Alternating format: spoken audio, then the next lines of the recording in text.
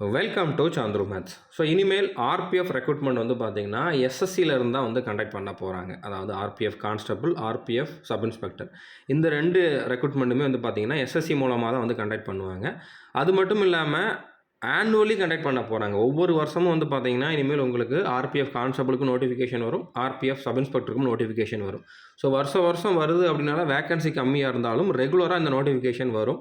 அது மட்டும் இல்லாமல் எஸ்எஸ்சி கண்டக்ட் பண்ணுறாங்கன்னா அவங்களோட அந்த ப்ராசஸிங் ஸ்பீட் வந்து பார்த்திங்கன்னா கொஞ்சம் குயிக்காக இருக்கும். அதாவது சீக்கிரமாகவே வந்து பார்த்திங்கன்னா அவங்க எக்ஸாம் கண்டக்ட் பண்ணிடுவாங்க, ரிசல்ட்டும் ரிலீஸ் பண்ணிடுவாங்க. ஸோ அப்படி பார்க்குறனால நீங்கள் வந்து ரயில்வே போர்டு கண்டக்ட் பண்ணுறத விட ஆர்பிஎஃப் ரெக்ரூட்மெண்ட்டை வந்து எஸ்எஸ்சி கண்டக்ட் பண்ணுறதுல வந்து உங்களுக்கு அட்வான்டேஜஸ் இருக்குது. ஓகே, பட் சிலபஸ் சேஞ்ச் ஆகிறதுக்கான சான்சஸ் கம்மி தான். இங்கிலீஷ் ஆட் ஆகுமோ ஆகாதோ அப்படிங்கிற நிறைய பேருக்கு வந்து டவுட் இருக்கலாம். அப்படி ஆட் ஆகிறதுக்கான சான்சஸ் கம்மி. அது நம்ம இப்போதைக்கு கன்ஃபார்மாக சொல்ல முடியாது. அஃபிஷியலாக இதுக்கான நோட்டிஃபிகேஷன் வர்றப்போ தான் தெரியும். இல்லைன்னா வேறு எதுவும் அஃபிஷியலாக இதுக்காக ஏதாச்சும் ஒரு இன்ஃபர்மேஷன் கொடுத்தாங்கன்னா தான் தெரியும். ஆனால் இப்போதைக்கு வந்து பார்த்திங்கன்னா எஸ்எஸ்சி தான் கண்டக்ட் பண்ண போகிறாங்க அப்படிங்கிறது வந்து கன்ஃபார்ம் ஆயிடுச்சு. அது மட்டும் இல்லாமல் ஒவ்வொரு வருஷமும் உங்களுக்கு வந்து ஆர்பிஎஃப்கான சப் இன்ஸ்பெக்டர், கான்ஸ்டபிளுக்கான நோட்டிஃபிகேஷன் திரும்ப வரும்.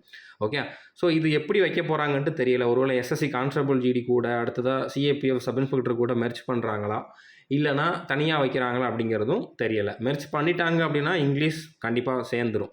பட் அப்படி இதோட சிலபஸை சேஞ்ச் பண்ணுறது வந்து இப்போதைக்கு பாசிபிள் இல்லை. இப்போ டெல்லி போலீஸுக்கு தனியாக வர்ற மாதிரி ஆர்பிஎஃப்க்கு தனியாக வரலாம்.